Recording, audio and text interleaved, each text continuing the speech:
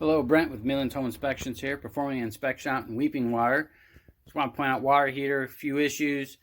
Missing the drain on the TPR valve, improper connection lines, and the flue itself is improper. It's not connected properly, allowing CO gases into the home.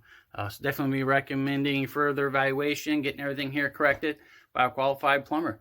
Brent Zimmerman, Midlands Home Inspections, looking for you.